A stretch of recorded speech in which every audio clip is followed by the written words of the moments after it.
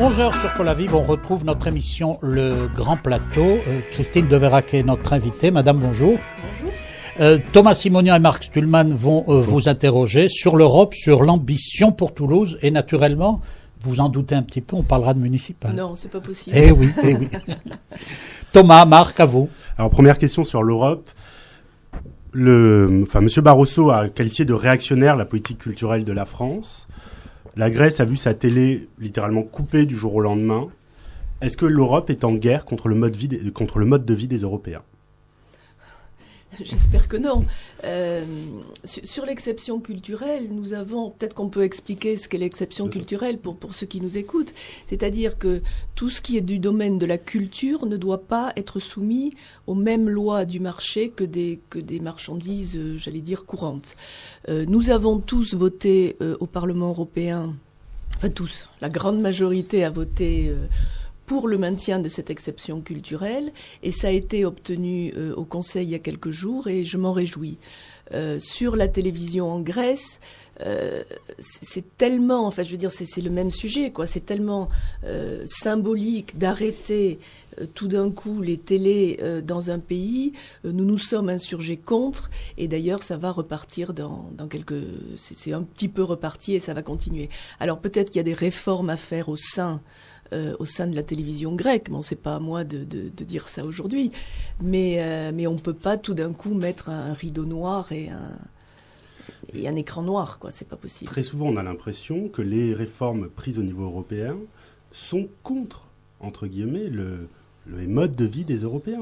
Par exemple, je vous prends l'exemple du fromage. Quand on voit qu'il y a des projets de directives qui encadrent les différents taux de pasteurisation et ainsi de suite, qui mettraient en danger le fromage français, quand on voit qu'il y a des... Le foie gras aussi, oui, tout à fait. Est-ce que finalement, au nom d'une sorte de vision très marchande, aseptisée, l'Europe n'est pas en train de détruire ce qui faisait la culture européenne ? Moi, je vais vous dire en deux mots quelle est ma conception de l'Europe, et en vous donnant un exemple. Vous savez qu'en Europe, c'est la Commission européenne qui propose, le Conseil et le Parlement qui légifèrent, tous les deux, qui font la loi et qui renvoient à la Commission pour appliquer. Je vais vous prendre l'exemple des quotas de pêche. Sur la pêche, c'est uniquement le Conseil qui légifère. Le Conseil, c'est quoi ? Parce qu'on entend parler du Conseil, mais c'est quoi ? Ce sont les 27 ministres de l'Union européenne qui sont autour de la table. Ce conseil, on reprend l'histoire des quotas de pêche, a décidé un jour, parce qu'il manquait par exemple du cabillaud, de faire des quotas de pêche. Donc il décide de faire... Et il renvoie à la Commission pour l'application.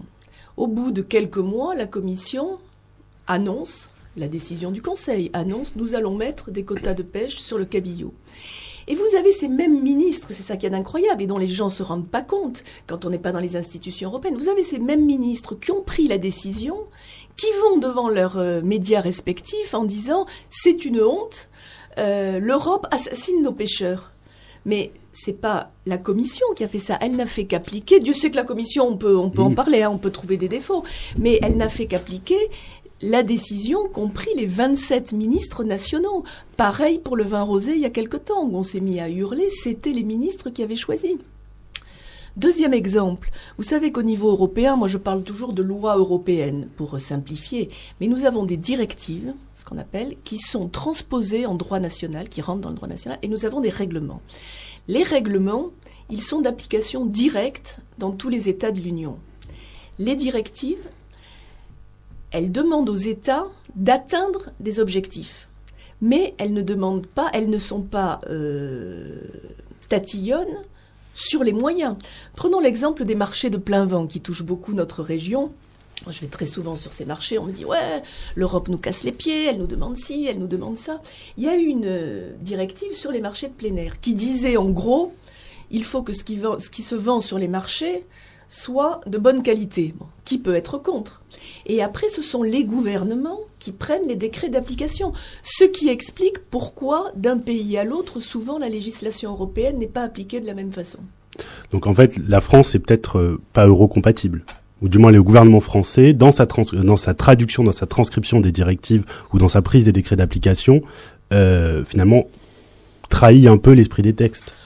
Elle le trahit ou pas, ça dépend des fois. Moi, je vais vous dire, je suis une vieille élue, je suis élue depuis 1999 et j'ai toujours eu un credo et je vote en fonction de ça, c'est de rapprocher l'Europe de ses citoyens et de ne pas casser les pieds aux gens par des règlements tatillons. Vous avez des sujets comme l'environnement, comme l'immigration, qui ne peuvent être traités qu'au niveau européen. Je pense même à la défense. Vu la situation économique dans laquelle se trouvent nos pays européens, on n'a plus les moyens chacun d'avoir une défense. J'ai pas les chiffres en tête, mais combien on dépense par rapport aux États-Unis pour une défense qui est beaucoup moins efficace.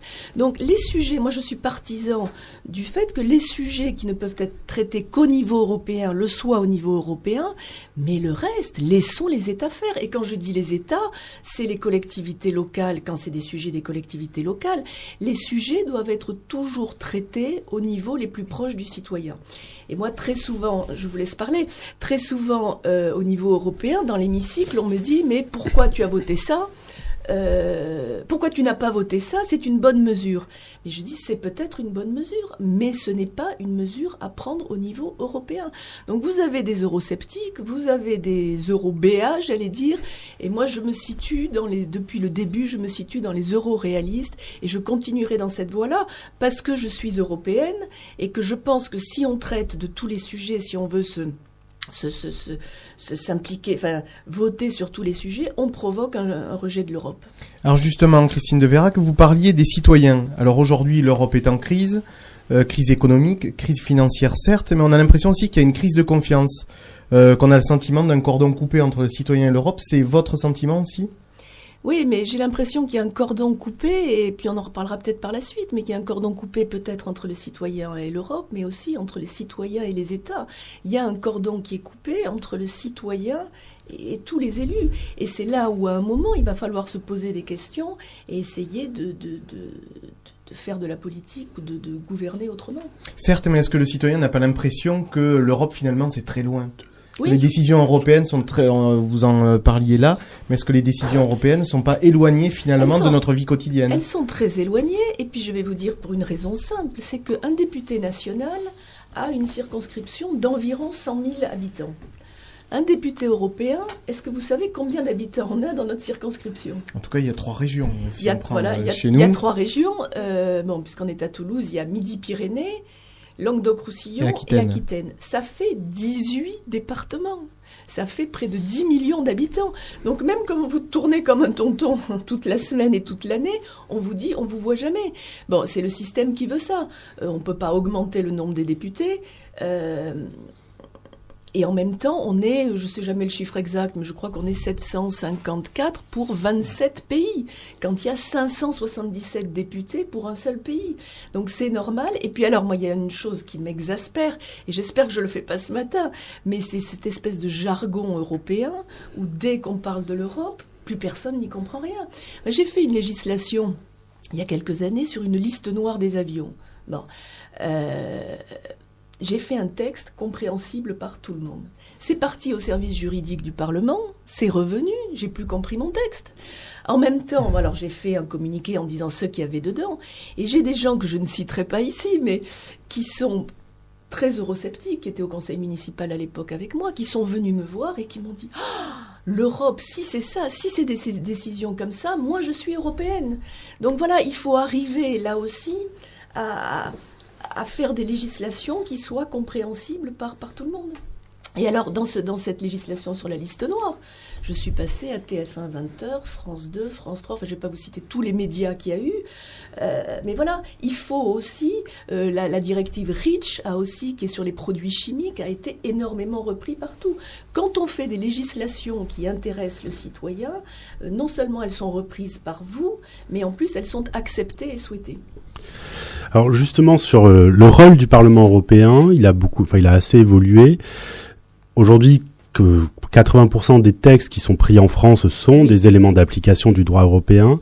Est-ce que pouvez-vous expliquer le rôle du Parlement européen ? Est-ce que vous pensez qu'il a assez de pouvoir ? Alors, comme vous le dites, il a gagné du pouvoir de traité en traité. Et aujourd'hui, la législation française, ce que vous avez dit, est à entre 60 et 80%, suivant les études, 60 et 80% d'origine européenne. Donc c'est bien pour ça que moi je profite de cette tribune, je lance un appel aujourd'hui. Nous avons des élections européennes dans moins d'un an. C'est des élections où moins de 50% des gens vont voter. Et beaucoup de ceux qui vont voter vote, c'est un vote défouloir, où ils votent pour les extrêmes, où ils votent... Et moi, ce que je voudrais dire ce matin, c'est que ces élections européennes sont quasiment, vous l'avez dit vous-même, 80%, sont quasiment plus importantes que les élections législatives françaises. Donc, allez voter, et voter pour des candidats qui, à Bruxelles et à Strasbourg, défendront et ne participeront pas à une Europe qui est trop éloignée du citoyen. Mais sur le rôle du Parlement, aujourd'hui, vous semble suffisant les pouvoirs que le Parlement a, ou est-ce qu'au contraire, vous pensez qu'il faut que le Parlement prenne encore plus de place? Je pense notamment, par exemple, aux négociations pour le traité ACTA, donc qui concernait les droits d'auteur, où le Parlement a été plus qu'exemplaire dans la défense des droits fondamentaux, mais où finalement, on a jeté ACTA par la fenêtre et il est revenu par la porte. Moi, je vais vous dire, le Parlement européen, les députés européens, nous sommes les seuls élus au suffrage universel. Donc, plus le Parlement prendra de pouvoir, plus ça sera bien pour nous. Et ça, il faut s'en rendre compte. La Commission, elle est nommée. Le Conseil, ce sont les représentants des États. Nous sommes les seuls élus au suffrage universel. Donc, plus le Parlement européen aura de pouvoir, plus ça sera une bonne chose pour la démocratie. Alors, l'actualité de l'Europe, c'est aussi la Turquie. Alors, on parle de l'entrée de la Turquie depuis 2005. C'est en discussion au niveau de l'Europe. Aujourd'hui, il y a un nouveau retard qui est dû aux manifestations qu'il y a en Turquie. L'Allemagne, aujourd'hui, recule un peu cette entrée. Quelle est votre position? La Turquie, elle doit entrer dans l'Europe? Ah, ne me demandez pas ça à moi. Je me bats depuis 1999 et c'était pas des sujets qui étaient à la mode, si je puis dire. L'entrée ou non de la Turquie dans l'Union européenne est venue sur le devant de la scène en 2004. Depuis 1999, je me souviens d'ailleurs d'avoir fait c'était une de mes premières interventions dans l'hémicycle, de dire que l'Union européenne, la Turquie n'avait pas vocation à rentrer dans l'Union européenne. Et je me souviens d'une petite gazette européenne qui, le lendemain, avait titré « Les propos anti-turcs de Madame de Veyrac ». Ça n'a rien à voir. La Turquie est un grand pays, nous devons avoir un partenariat privilégié avec elle, mais elle n'a aucunement vocation à rentrer dans l'Union européenne. Alors, vous dites en 2005, effectivement, pour ouvrir les négociations d'adhésion avec la Turquie, il fallait l'accord des, je ne sais plus combien il y en avait à l'époque, il y en avait déjà 27, non, il y en avait 25 pays, il fallait leur accord. Un seul pays, c'est la France. La France, elle, était pour l'ouverture des négociations avec la Turquie. Un seul pays s'est opposé, ça a été l'Autriche. L'Autriche, petit pays géographiquement, qui s'est battu et qui, telle la chèvre de M. Seguin, au matin s'est laissé manger. Donc on a ouvert ces négociations d'adhésion. Quand Sarkozy est devenu président de la République, il a laissé se continuer les négociations. Vous savez que sur les adhésions, c'est par grands sujets qu'on négocie. Il a laissé s'ouvrir tous les sujets qui menaient au partenariat privilégié, mais pas à l'adhésion. Exemple, il n'a pas ouvert les sujets qui menaient au nombre de députés européens turcs, le nombre de voix au Conseil, uniquement ceux qui menaient. Et quand François Hollande, d'après ce que j'ai compris, est arrivé au pouvoir, tous les sujets ont été de nouveau ouverts à la négociation. Mais je pense que la crise qui se passe en Turquie, effectivement, ne va pas faire avancer les choses. Et je pense que c'est une bonne chose. Vous savez, l'Union européenne, une grande partie, à mon avis, des problèmes qu'on a avec l'Europe aujourd'hui, c'est que on est à 27 sensibilités politiques différentes. Imaginez autour d'une table qu'on soit 27 arrivés à se mettre d'accord. Et vous savez que j'ai fait une campagne pour la Constitution européenne, mais je pensais, si vous voulez, qu'un des bénéfices, si je puis dire, de ce qu'on avait dit non à la Constitution, c'était qu'on allait se recentrer sur les sujets, sur les... Et quand on se quand on grossit, oui, non, voilà, non, je retrouvais plus ce que je voulais dire sur la Constitution. Elle avait, à mon avis, un gros défaut, cette Constitution, c'est qu'elle ne fixait pas les frontières de l'Europe. Et je pense que tant qu'on ne fixera pas les frontières de l'Europe, on n'y arrivera pas. Donc la Turquie est hors ses frontières, si on vous suit. La Turquie, il y a Istanbul qui fait 5% du territoire turc. Parce que si on accepte la Turquie, au nom de quoi n'accepterait-on pas tous les pays autour? L'Ukraine, le Maghreb, enfin on peut aller... Bon, et je veux dire, l'Union européenne, c'est comme un corps. Hein. Il grossit. S'il ne se muscle pas, eh ben, au bout d'un moment, il s'affaisse. Et on a élargi en permanence sans structurer les institutions. Et là, ça ne peut pas marcher. Alors, une dernière question. Vous parliez de la Constitution pour l'Europe, donc en 2005, pardon. Donc en 2005, donc les Français ont voté non. Elle a été enterrée, puis on a vu poindre le traité de Lisbonne, qui en fait reprend dans les grandes lignes la Constitution pour l'Europe. En la compliquant un peu. Mais la question que je vais vous poser, c'est finalement sur la démocratie européenne, parce que quand les peuples votent non et que des technocrates, même si c'est très péjoratif, mais que des technocrates prennent la substance, changent le nom, appellent ça traité de Lisbonne, et disent maintenant, ça y est, c'est en fonction, et aujourd'hui, le traité de Lisbonne, le traité de fonctionnement de l'Union européenne existe, est-ce qu'il n'y a pas un hold-up démocratique qui s'est établi? Vous dites les technocrates, ce ne sont pas les technocrates qui ont décidé ça, c'est le président de la République, élu au suffrage universel, et qui avait dit dans son programme qu'il soumettrait un nouveau traité au Parlement. Bon, donc c'est pas les technocrates qui ont décidé ça, c'est quelqu'un que nous avons élu nous-mêmes. Moi j'ai été en même temps, si vous voulez, ce traité il passait pas, les institutions fonctionnaient encore moins. Mais j'ai quand même été frappée, je sais plus sur quel traité c'était, où Romano Prodi, président de la Commission, les Irlandais avaient voté non. Bon, on a fait revoter les Irlandais. Et j'ai le souvenir d'entendre Romano Prodi dire, même si les Irlandais disent à nouveau non, ce qui fait que le traité ne peut pas entrer en application, on trouvera un système. Mais ça, c'est effectivement la négation, pour moi, de la démocratie européenne. Sur le traité de Lisbonne, c'est pas la même chose. Le candidat avait annoncé dans son programme qu'il reprendrait la Constitution et qu'il la ferait passer par voie parlementaire. Et il a été élu, si je me souviens bien, il n'a pas été élu à quelques voix près, quoi. Il a eu une grosse majorité.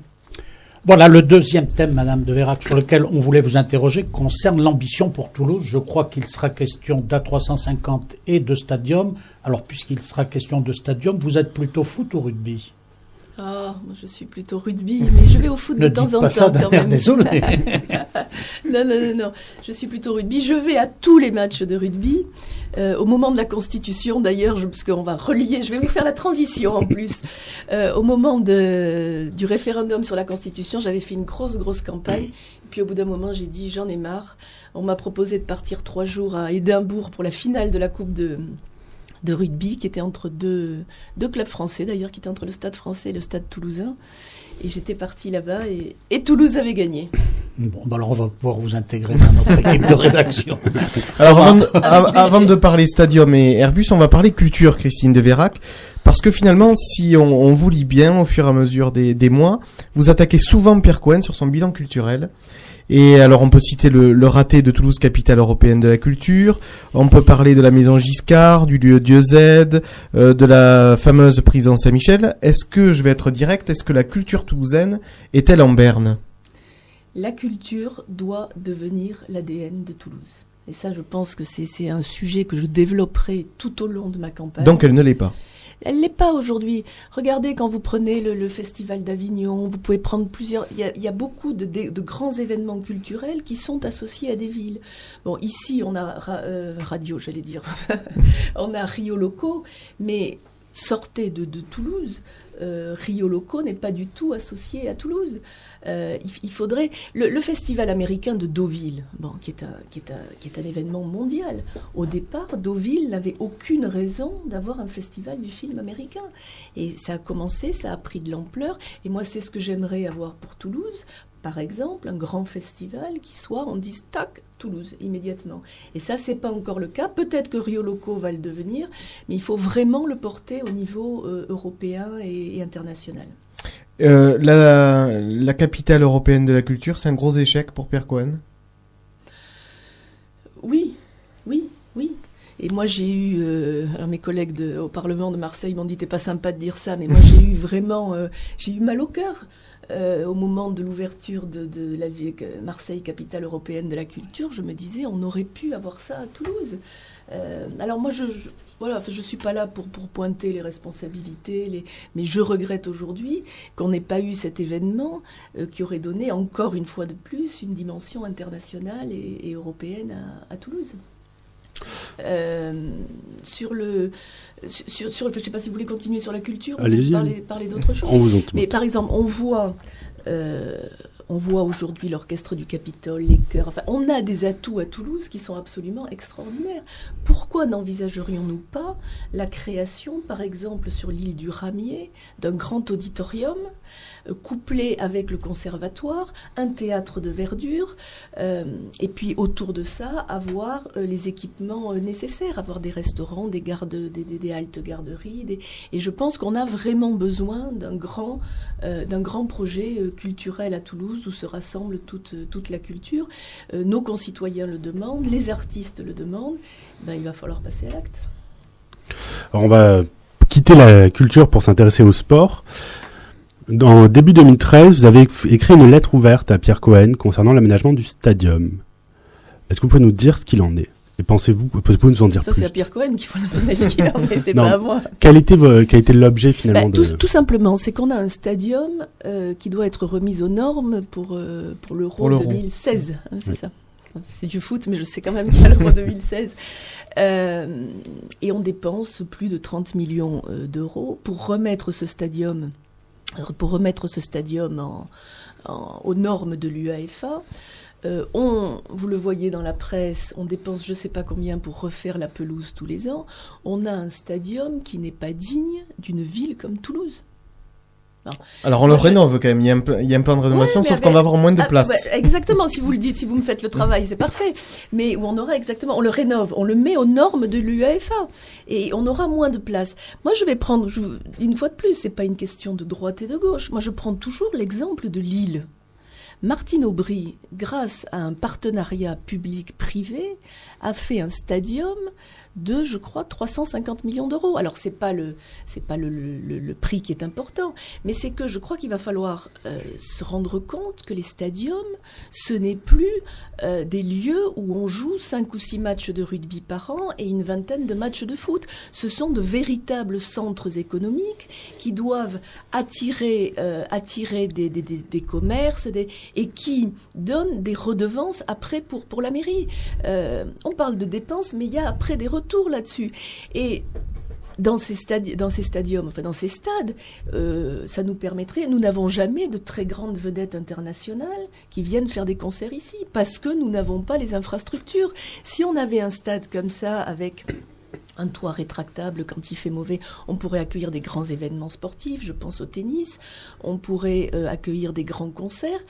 Et une fois de plus, là, on n'est pas à l'échelle d'une ambition pour la 4e ville de France. Et ça prouve quand même ce que fait Martine Aubry sur le partenariat public-privé, c'est que quand on n'a pas d'idéologie, il faut pas être guidé par l'idéologie. Dans ces cas-là, si l'idéologie vous guide pas, le partenariat public-privé, on peut faire de belles choses pour sa ville. Et même en période de crise, le partenariat public-privé vous semble quelque chose de totalement fonctionnel. Oui, si c'est vraiment parce que comme je vous le disais tout à l'heure, il y aura si je puis dire, un retour sur investissement. C'est pas de l'argent qui est perdu, qui est jeté dans un trou sans fond. Oui, mais par exemple, pour dépasser un petit peu ce sujet, mais par exemple les concessions d'autoroutes, on les a données au privé, et aujourd'hui le prix des autoroutes explose. Et les collectivités territoriales sont prisonnières des sociétés privées, parce qu'elles ont négocié des contrats qui ne leur sont absolument pas favorables. Est-ce qu'on n'a pas un risque concernant les partenariats publics-privés ? Regardons mieux les contrats et faisons en sorte que ça ne retombe pas sur les collectivités territoriales. Mais moi, j'y crois beaucoup à ça, parce que quand on est dans une situation économique qui est pas facile au niveau national, enfin à tous les niveaux, et si on fait pas ce genre de partenariat public-privé, on pourra rien faire. Moi, ça m'a fait très plaisir, là, quand il y a eu Futurapolis, il y a quelques semaines, j'ai vu après, pendant 1h30, le maire de Barcelone. Je dois aller il m'a invité à Barcelone à venir voir leur réalisation. On ne peut pas dire que l'Espagne soit dans une situation économique florissante. Mais tout ce qu'ils font à Barcelone, c'est incroyable comme projet. Mais prenons, j'allais dire, exemple sur des villes comme ça, qui font des grosses réalisations. Il n'y a pas de raison qu'il n'y a qu'à Toulouse qu'on ne puisse pas le faire. Vous me dites ça, Martine-Aubry à Lille, voilà. Et puis le stade de Bordeaux aussi. Il y en a un grand stade à Nice. Toutes les villes se dotent de grands stades. Donc j'aimerais bien qu'on le fasse à Toulouse aussi. Alors, l'ambition pour Toulouse, c'est aussi l'aéronautique. Alors, on vient de fêter l'avènement et la réussite de l'A350. Mais est-ce qu'il n'y a pas un risque, finalement, de dépendance de l'aéronautique au niveau économique à Toulouse, sachant que pour la première fois, malgré les embauches à Airbus, malgré l'A350, on voit le chiffre du chômage qui, malheureusement, commence à exploser à Toulouse, alors qu'on était quand même protégé jusqu'à présent. Est-ce que c'est pas le problème de la diversification économique qui est posé ? Il n'est pas nouveau, ce problème. Moi, je me souviens d'avoir fait toute la campagne. Sauf qu'aujourd'hui, le chômage explose à Toulouse. Alors, sur les embauches et le chômage, l'aéronautique offre des emplois et peine à trouver des gens pour les remplir. Donc là aussi, il faut se poser des questions. Toute la campagne en 2001, je me souviens, s'est faite sur la diversification économique. Et je re-entends encore Philippe Douste-Blazy dire en permanence: l'aéronautique, c'est fabuleux, et heureusement, quand l'aéronautique, je confirme que c'est fabuleux, mais il ne faut pas garder tous nos œufs dans le même panier. On a l'aéronautique. À la suite de cette campagne de 2001, il a fait suivre d'actes ses paroles, et il a créé le Cancéropole. Et alors moi, j'ai un gros regret qu'on n'ait pas eu le troisième pied du trépied qui soit le cinéma. Je dis pas, soyons clairs, je dis pas il fallait faire ce projet à tout prix. C'est le fameux projet de Franck Hazal. Le projet de Franck Hazal. Je dis pas il fallait le faire, fermer les yeux et foncer. Voilà. Simplement, ce que j'ai regretté dans cette histoire, c'est que on balaye ce projet sans même regarder au fond ce qu'il y avait. Quand on pense que le dossier a été déposé 2 jours après, alors qu'il y avait 1000 pages, on l'a mis de côté. D'ailleurs, j'ai rencontré dans l'avion l'autre jour André Trigano. Et on a discuté, il s'y est pas trompé. Lui, il est en train de travailler comme un fou pour essayer de faire aboutir le projet. Moi, je regrette là que la préfecture, par exemple, qu'on n'ait pas plutôt nommé une petite task force de 2 personnes qui fasse le lien entre la préfecture et le porteur du projet pour analyser toutes les possibilités qu'il y avait. Je repense à ce jeune sur les trottoirs qui créait de l'énergie. Bon, il a présenté son projet, il était à Toulouse. Personne ne l'a aidé. Il est parti aux États-Unis, il fait fortune aujourd'hui. Donc je trouve qu'il ne faut pas laisser passer les opportunités comme ça pour Toulouse. Et le cinéma en était vraiment un exemple. Sur l'aéronautique. Mais ça veut dire quoi, Christine de Vérac ? Ça veut dire qu'aujourd'hui, la mairie ne soutient pas les projets, n'est pas derrière ? Sur le projet du cinéma, j'ai pas vu qu'il y ait eu beaucoup de gens derrière, c'est clair. Que ça soit de tous les côtés. Moi, j'ai rencontré le porteur du projet qui m'a dit soit on m'a pas reçu, soit ceux qui m'ont reçu m'ont dit « Qu'est-ce que vous voulez que je fasse ?» Bon, mais moi je me souviens à l'époque, quand il m'a donné le dossier, je me suis démenée. Je suis au Parlement européen avec un collègue qui était proche de Sarkozy, qui était président à l'époque. Je lui ai donné le dossier. Ils ont fait un comité interministériel. Le dossier était sur les rails. Bon, il a été sur les rails vers le 20 avril. Donc la majorité a changé. Et il faut donner, c'est le titre que vous aviez de votre vie, il faut donner une ambition à Toulouse, et c'est par des projets comme ça aussi que cette ambition peut passer. Vous me parliez d'aéronautique, j'étais vendredi au Salon du Bourget. Je déjeunais avec beaucoup d'autres gens, avec le président d'ADP. On était avec Valérie Pécresse, avec Christophe Carèche, enfin c'était très transparti. Et le président, au moment où on allait voir la 350 qui volait, a fait un petit speech en remerciant les uns et les autres. Et puis il a dit, à un moment, c'était de l'ironie, il a dit, puis il y a une élue de Toulouse ici qui souhaite nous présenter l'A350. Mais cette A350, c'est comme l'A380 en 2005. Moi, j'étais au bord de la piste. Et quand cet avion a décollé, j'étais gonflée de fierté. J'avais l'impression de l'avoir fait, de l'avoir construit, de l'avoir fait décoller, vraiment. Et je trouve qu'il faut des choses à Toulouse qui donnent sa fierté et son ambition à Toulouse. Et c'est vrai qu'on en manque aujourd'hui. Vous le dites vous-même, l'aéronautique, c'est formidable.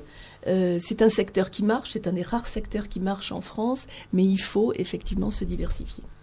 Voilà, la troisième partie dont on parlera tout à l'heure, ce sera les municipales. On vous attend sur ce sujet. On va vous proposer une pause musicale.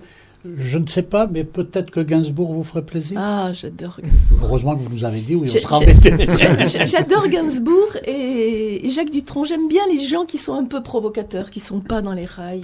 Bon, alors ça nous laisse 3 minutes pour préparer des questions de provocation. À tout de suite. Je vous fais confiance pour ça. On poursuit cet entretien avec Christine Deveyrac. On va passer au municipal dans un instant, mais peut-être dire un mot, Christine Deveyrac, du TGV.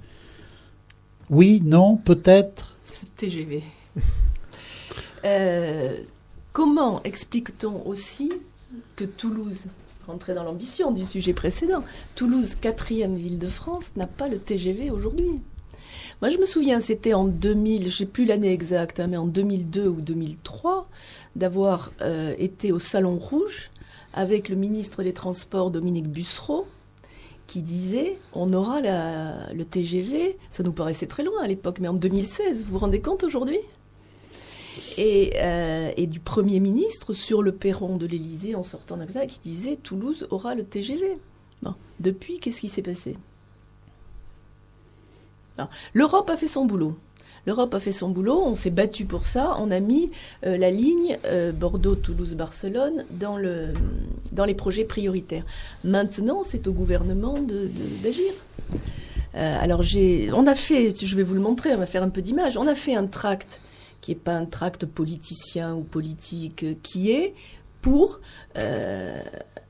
dire que ça suffit maintenant que toutes les grandes villes et les moins grandes ont le TGV, que nous, on l'a pas. Et que le maire de Toulouse, qui a une majorité qui lui est proche au gouvernement, doit exiger du gouvernement une position ferme sur ce sujet. Et là, c'est un tract qu'on distribue à 15 000 exemplaires sur Toulouse. On a déjà pas mal de signatures et c'est quelque chose qui est fait, si vous voulez, une fois de plus. C'est pas fait dans un but électoral, c'est fait dans un but d'essayer de faire pression et d'ajouter toutes les forces pour avoir le TGV à Toulouse. Voilà, on va parler municipal. Ça vous intéresse pas beaucoup le TGV ? Si, ça nous intéresse beaucoup, mais ce qui nous intéresse encore plus, c'est les municipales. Il a beaucoup été question de votre candidature, de votre positionnement lors des entretiens précédents. Alors on s'est dit, plutôt que de demander à M. Cohen ou à M. Moudingue de savoir ce qu'il adviendrait, peut-être que Christine Deveyrac elle-même nous en parlera. Alors, je vous laisse entre les questions de ces messieurs. Alors effectivement, aujourd'hui, vous étiez un peu l'arlésienne de cette émission, puisqu'on parlait beaucoup de vous, mais on ne vous voyait pas, mais maintenant, c'est chose réparée. On parle beaucoup de moi. Question la plus évidente, finalement, pour une municipale. Quel est votre sentiment à l'approche de ces municipales ? Quel est votre état d'esprit ? Je viens de vous le décrire pendant près d'une demi-heure. C'est que moi, je voudrais que cette ville bouge. Je voudrais qu'elle soit reconnue au niveau européen, au niveau international, et je trouve que ce n'est pas le cas aujourd'hui. Je ne vais pas reprendre tous les exemples qu'on vient de donner. Alors, je vais sûrement vous décevoir, parce que je ne vais pas rentrer dans tout ce que vous voudriez que je rentre. Mais moi, je suis candidate aujourd'hui, je serai candidate demain, mais je ne le suis pas parce que j'ai envie de me retrouver dans le bureau du maire de Toulouse. Je suis candidate parce que je veux que notre ville bouge enfin et soit au niveau de Lyon, de Bordeaux, de toutes ces grandes villes. Et aujourd'hui, elle ne l'est pas. Et donc, c'est là-dessus que je veux me battre pour demain. Alors, vous voulez pas entrer, Christine Deveyrac, dans la cuisine politicienne, mais il y a 15 jours, Jean-Luc Moudingue était à votre place et il nous a dit « Christine Deveyrac sera la meilleure alliée de Pierre Cohen si elle persiste dans cette candidature qui devient de plus en plus esselé. Alors la question va être franche et directe. Est-ce que vous êtes la meilleure alliée de Pierre Cohen ? Mais bien sûr que non. Bien sûr que non. Mais je veux dire, on n'arrivera pas à faire avancer les choses si on est, comme c'est le cas depuis trop longtemps, dans l'invective, dans l'anathème. Moi, tout ça, ça ne m'intéresse pas. Vous ne m'avez jamais entendu dire un mot sur quelconque politique publiquement. Et je continuerai, parce que ça ne m'intéresse pas. Moi, ce qui m'intéresse, c'est de me battre pour la LGV, c'est de me battre pour un auditorium, et je le fais avec les Toulousains. Alors, il y en a qui rassemblent effectivement le milieu politique, mais moi, ce que je fais en ce moment, c'est que je rassemble les présidents d'associations de quartier, les présidents d'associations de commerçants. Ils en ont marre, ils ne veulent plus entendre parler de tout ça. Alors, s'il y en a qui veulent continuer à en parler, c'est leur problème, mais moi, c'est pas le mien. Je ne me ferai pas rentrer dans ce jeu-là. D'accord, Christine de Vérac. Mais il y a déjà un candidat déclaré, j'allais dire, dans votre camp. À droite, c'est quoi mon camp ? La droite et le centre. Mais moi, je suis pas... Vous allez voir, je vais faire une liste où il y aura des gens de tous les bords, à l'exception, bien entendu, des extrêmes. D'accord, mais en maintenant votre candidature, est-ce que vous ne faites pas quand même le jeu de Pierre Cohen ? Est-ce que pourquoi vous dites pas ça à Jean-Luc Moudinque ? Dans ces cas-là, on y a posé la question. Non, mais on peut pas, si vous voulez, dire on fait l'union et tous derrière moi. En plus, moi, je ne suis pas du tout dans une logique de parti politique. Et ça, je sais que ça vous plaît parce que vous en remplissez vos pages de journaux. Mais moi, je ne suis pas dans cette optique-là. Et vous pourrez me poser 20 fois la question. Vous ne me ferez dire un mot sur personne. Je continue à travailler. Je suis pauvre toute seule, s'il y en a qui croient ça. Mais il y a de plus en plus de gens qui nous rejoignent tous les jours. Mais les gens qui sont tous les jours au contact des problèmes de la vie quotidienne, on a... bon, je ne vais pas les citer, ils se citeront eux-mêmes le moment venu. Mais et des gens de tous les bords. J'ai quelqu'un, je ne citerai pas, elle le fera elle-même, mais qui travaille avec moi, et qui n'était même pas sur la liste du Parti socialiste aux dernières élections, qui était dans d'autres listes. Et ces gens-là, ils ne veulent plus entendre parler de la droite, de la gauche. Ils veulent que les choses avancent. Alors, ce que vous dites, ça peut être, ça se conçoit dans une législative, où c'est des élections qui sont très politiques, où c'est le PS contre l'UMP, etc. Aujourd'hui, les gens ne veulent plus de ce combat. Si le Front National monte comme ça aujourd'hui, c'est parce qu'on a des gens qui se bagarrent entre eux en permanence et qui ne traitent pas les vrais problèmes. Eh ben moi, ça me convient pas, ça. Alors, je sais que c'est pas ce qu'on fait d'habitude, mais une fois de plus, nous, on va proposer un projet, on va proposer une équipe. Si c'est ce que les Toulousains veulent, c'est ce qu'ils disent tous les jours, si c'est ce qu'ils veulent, ils voteront pour nous.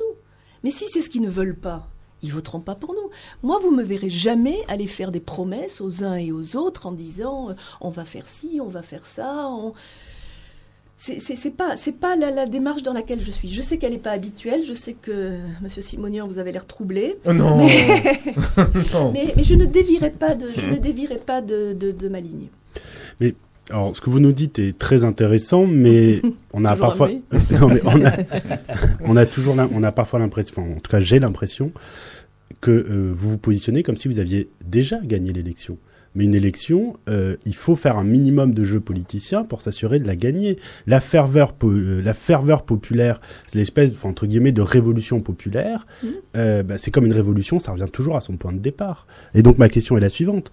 Est-ce que oui ou non, et sous quelles conditions, vous seriez d'accord à faire une liste unique qui est appelée que Jean-Luc Moudinque, sur notre plateau, a appelé de ses voeux et a dit que vous aviez totalement votre place. Oui, mais ou dans une liste unique. Il n'a même pas dit dans sa liste, il a dit dans une liste unique, sans mettre tête. Quand on se met à parler de composantes de partis et telle composante aura tant de personnes, je ne suis pas là-dedans et je n'y rentrerai pas. Vous pouvez me reposer la question 20 fois.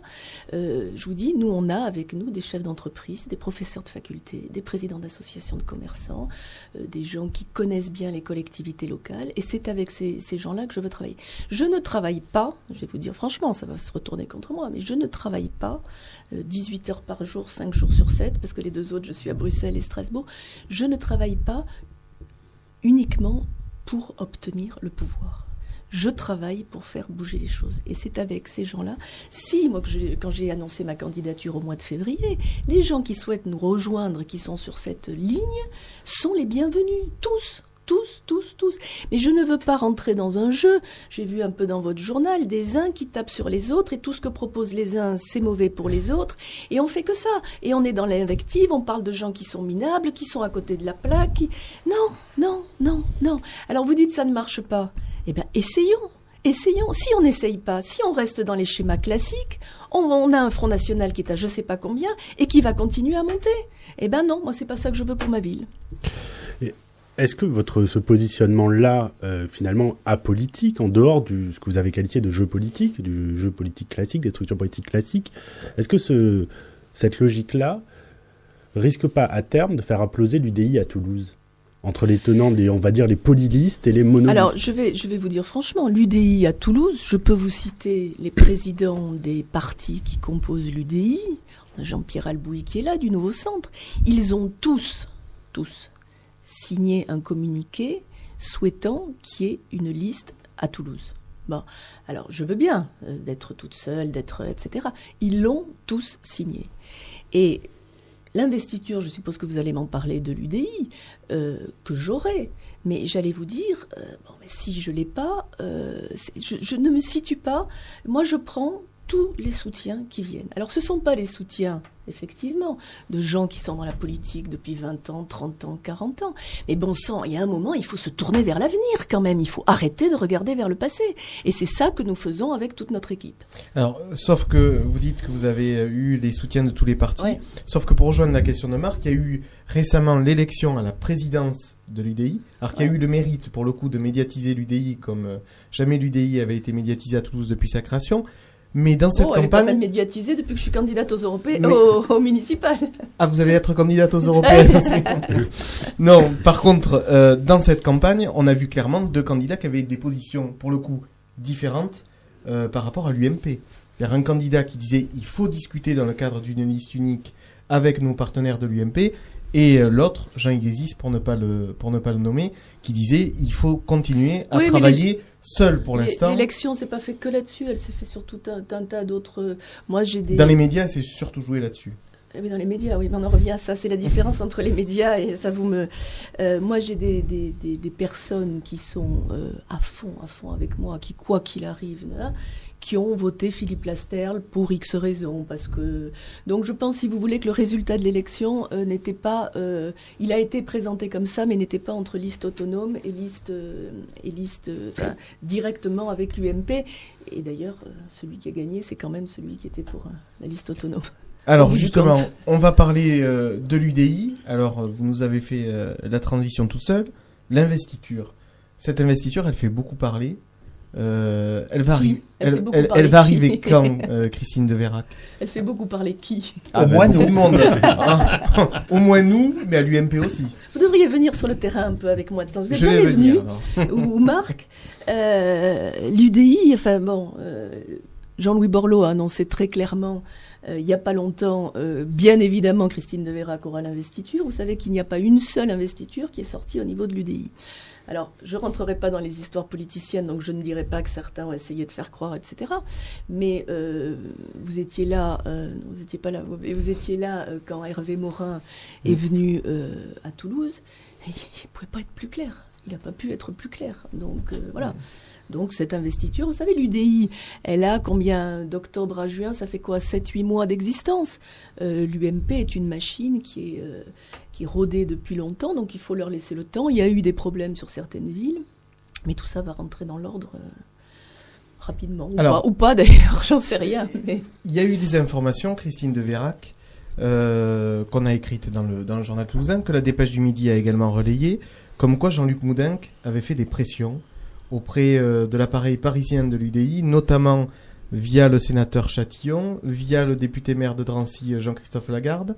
On lui a posé la question il y a 15 jours avec Marc. Est-ce que vous savez ou pas s'il y a eu des pressions? Moi, je sais pas, il faut demander à Jean-Luc Moudenc. On lui a demandé, il dit que non, mais il dit en même temps que le sénateur Chatillon a pris position. Bon, s'il dit non, c'est que ça doit être vrai, je suppose. C'est un non, mais... Alors moi j'ai une question, supposons que donc, dans quelques mois vous vous réveillez en tant que responsable du Salon Rouge, donc maire de Toulouse. Est-ce que finalement vous peu entendu sur beaucoup de sujets qui ont, on va dire, cristallisé la France. Il faut m'inviter plus les souvent. six derrière moi. Je suis toute prête à parler. C'est avec grand plaisir. Finalement, vous avez l'avantage en tant que députée européenne de pas, en tout cas, j'ai pas vu de prise de position, notamment de votre part, notamment par exemple sur le mariage gay. Est-ce que vous marierez des couples gays ou pas? Ah bah oui, j'appliquerai la loi sans aucun problème. Moi, je vais vous dire, là, je suis très très claire sur cette histoire aussi. Moi, j'aurais préféré qu'il y ait une union civile pour tous. Et je me souviens, il y a des années, j'en avais parlé lors d'un déjeuner du conseil municipal avec René Bouscatel, et c'est ce qu'on disait. Le mariage, il est d'origine religieuse. Donc laissons le mariage, enfin, on aurait dû laisser, parce que maintenant on aurait dû laisser le mariage pour le monde de mariage pour le mariage religieux et mettre l'union civile pour tous. Bon, la précédente majorité n'a pas fait passer cette loi qu'elle s'était engagée à faire passer. Donc maintenant, c'est le mariage qui a été voté. Et bien entendu, je célébrerai des mariages si je suis maire ou quand je serai maire. Alors, Jean-Luc Moudenc était dans la rue pour manifester contre le mariage pour tous. Pierre Cohen était dans la rue pour manifester pour le mariage pour tous. Est-ce que c'était leur place? Ah bon, j'ai cru que ça allait vous dire, et vous, j'allais dire, ben voilà ma différence. Mais ça, je veux dire, c'est des domaines qui touchent à l'intime et chacun le ressent comme il veut. Moi, je ne suis pas allée manifester pour et je ne suis pas allée manifester contre parce que je trouve que c'est pas des sujets qu'on traite dans la rue. Je trouve que ce sujet il est important, mais il a occulté beaucoup d'autres sujets. On n'a parlé que de ça pendant 3 mois. Et moi, je reste persuadée au total que vous aurez quelques mariages homosexuels rapidement, parce que moi, mes 2 meilleurs amis qui sont comme mes frères m'ont dit on se mariera parce qu'on nous en a empêché depuis trop longtemps. Mais je vous prends le pari que d'ici 2-3 ans, il y aura quasiment plus de mariage homosexuel. D'ailleurs, il n'y a qu'à voir le Pacs. J'ai pas les chiffres en tête, mais il y a une grosse majorité, je crois, de Pacs qui est qui sont des Pacs d'hétéros, pas des Pacs d'homo. Alors, on va revenir sur l'échéance municipale. Est-ce que vous allez aller au bout, Christine de Vérac? Parce que c'est la question que tout le monde se pose. J'allais dire même c'est la question cruciale, puisque on a même lu dans des journaux parisiens que Jean-Louis Borloo dilait votre place aux européennes. Vous voyez comment on traite les femmes, c'était vrai. Si c'était vrai. C'est en tous les cas ce qu'on lit. Ouais. Y a un autre journal, L'Opinion, qui est même allé plus loin, en disant que vous n'auriez pas l'investiture. Je déjeune avec eux mardi à Paris. Vous leur direz bonjour de notre part. Je n'y manquerai pas. Mais alors la question c'est, voilà, est-ce que vous allez aller au bout? C'est sans problème. Je fais cette campagne depuis 2 ans. Elle se passe très bien. On dit que je n'irai pas jusqu'au bout. J'aurais aimé que vous me posiez la question. Donc je vais me la poser. Je vais en parler moi-même sur les sondages qui sont sortis. Je le reconnais pas dans votre journal. Où on met 3 candidats du centre. René Bouscatel, qui a annoncé qu'il remplissait au Stade Toulousain, donc qui visiblement ne partira pas. Et Jean-Luc Forget, qui n'est pas candidat. Et Jean-Luc Forget, ça c'est extraordinaire, qui, le président du MoDem, était à mes côtés le jour de ma déclaration, vous y étiez, le jour de ma déclaration de candidature en février. Et moi, je reste persuadée que la politique, ce n'est pas des mathématiques, et que quand vous mettez 3 candidats du centre, 3 plus 3 plus 3, ça fait pas 9. Donc on va voir, je vous dis, si je suis au mois de novembre ou décembre, si je suis à 3% dans les sondages, forcément que je continuerai pas. Mais si on fait des sondages réels et qu'on voit qu'il y a une attente de la population, bien entendu, je continuerai. On parle d'un problème de déficit de notoriété, vous dites quoi? Qu'elle progresse. Mais alors, on parle d'un déficit de notoriété, c'est vrai. C'est ce qui était apparu dans le premier sondage publié par nos confrères d'Objectif News. Et en même temps, vous avez tous les mêmes gens. Est-ce que c'est pas un atout, un déficit de notoriété? Parce qu'ils en ont marre de voir depuis 20 ans les mêmes têtes. Et les mêmes discours, et les mêmes invectives, et les mêmes... voilà, donc on peut pas vouloir tout et le contraire de tout. Moi, je prends le manque de notoriété, qui peut être un handicap à terme, mais qui, au départ, je pense, est un atout. Est-ce que vous dites finalement que les sondages vont guider votre position? Oui, enfin, pas que. Ça sera un élément. Un résultat, mais pas uniquement sur les sondages, parce qu'on sait aussi ce qu'ils valent, mais il faut faire des sondages, si vous voulez, qui soient des sondages... j'allais dire honnêtes, quoi, qu'on cherche pas, même si c'est nous qui les faisons, qu'on cherche pas à les orienter dans un sens pour dire, vous voyez, je fais tant. Il faut des sondages qui soient réels. Pardon, je vous ai coupé la parole. Non, mais d'accord, mais vous avez donc répondu à ma question. Et avant de vous la poser. Qu'en est-il de votre candidature aux européennes qui arrive aussi? Est-ce que vous allez rester aux européennes? Enfin, vous allez non, si je suis maire de Toulouse, bien entendu que je ne resterai pas aux européennes. D'accord. Ah oui, non, c'est clair. On peut pas. Ce sont des mandats qui sont prenants, et l'un et l'autre. Moi, je pense vraiment que le mandat de maire de Toulouse, c'est un mandat à plus que plein temps. Alors, vous parliez tout à l'heure de René Bouscatel.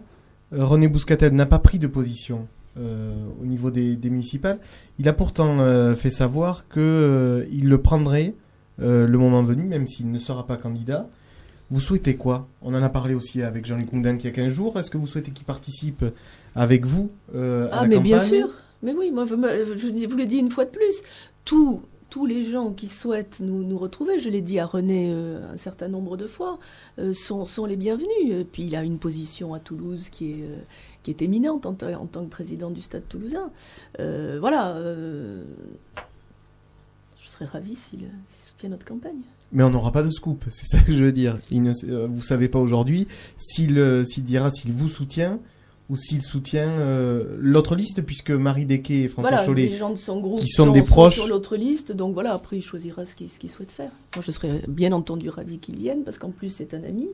Mais voilà, après, chacun a sa liberté. Je vous dis, moi, une fois de plus, je n'ai jamais appelé personne en disant viens avec moi. Enfin voilà, en tannant les gens. Moi, j'ouvre grand les bras. On parle de René, je serais enchantée que René Bouscatel vienne.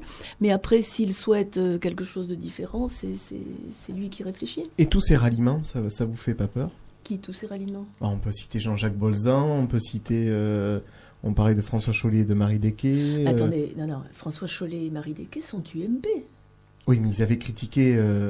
Ça, il faut leur demander à eux aussi. Attendez, non, mais est-ce que je peux pas répondre pour eux. Est-ce que ces jeux-là vous troublent pas, c'est ça? Non, le fait que François Chollet et Marie Desquet, qui étaient UMP, rejoignent la liste UMP, ça me paraît tout à fait normal. Après, pour le reste, c'est à eux qu'il faut poser la question. Mais parce qu'ils sont quand même dans un groupe dissident. Mais chacun.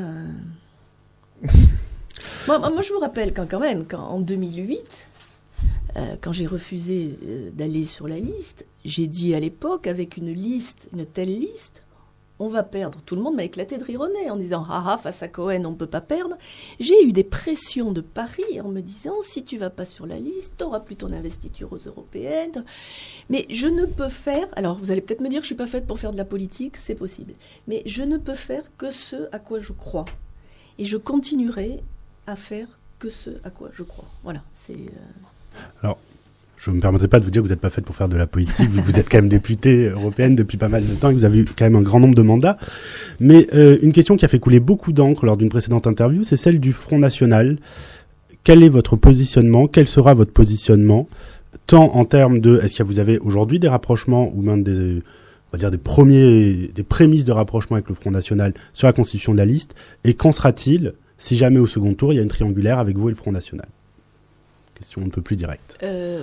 Sans l'ombre d'une hésitation, je vous l'ai dit tout à l'heure, sont bienvenus sur la liste les différentes sensibilités qui peuvent s'exprimer en dehors des extrêmes, que ce soit l'extrême droite, l'extrême gauche, elles n'ont aucune place sur la liste.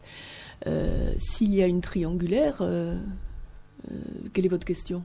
Ma question, c'est est-ce que si le Front National essaye de négocier avec vous s'il y a une triangulaire... Ah oui, non, mais les résultats, pas l'élection, d'accord. Non, mais je vous dis une fois de plus, ça sera... Enfin, c'est tout à fait clair, il n'y aura pas de discussion, bien entendu, entre les deux tours. D'accord, très bien. Dernière question, Christine Deveyrac. En général, c'est la pire, la dernière question. Pas ici. Pas ici, ça va alors. Si vous décidez... Au final, vous en avez parlé tout à l'heure, s'il y avait un sondage qui restait tel quel, si vous décidiez de ne pas aller à la course au Capitole, qu'est-ce que vous allez faire? Vous allez repartir aux européennes? On verra. Moi, pour le moment, j'envisage pas d'abandonner. Donc, réinvitez-moi au mois de novembre-décembre. Et Enfin, je veux dire, on peut pas savoir ce qui va se passer dans les 4-5 mois prochains. Moi, je me situe dans c'est peut-être de la langue de bois, mais enfin, c'est la réalité. Je me situe dans une optique où je pense que on décollera dans les prochains mois. Vu, si vous voulez, l'accueil qu'on a sur le terrain en permanence, moi, j'y crois très fort. Mais vous aviez dit qu'en 2008, vous aviez fait le choix de ne pas aller sur la liste de Jean-Luc Moudenc. Ouais. Si vous n'alliez pas dans la course au Capitole, vous n'iriez pas non plus sur cette liste? Moi, je vais voir les programmes, je vais voir ce que réellement les gens ont dans le ventre, parce que dans ces campagnes aussi, on promet tout, et je parle pas de Toulouse, mais je parle en général, on promet tout et n'importe quoi, et ensuite on n'applique pas. Moi, je suis quand même frappée, et de plus en plus frappée, du décalage entre les paroles des uns et des autres et les actes. Et ça, je pense vraiment, si on veut pas créer un rejet de la politique, qu'il va falloir que les actes plutôt, soient en accord avec les paroles. Voilà, c'était une Christine de Vérac bien dans ses bottes que nous avons reçue aujourd'hui et dont on peut déjà dire qu'elle sera notre invitée au mois d'octobre-novembre. Il ne reste plus qu'à préciser la date. Merci beaucoup. Merci madame d'avoir été notre invitée. Merci beaucoup.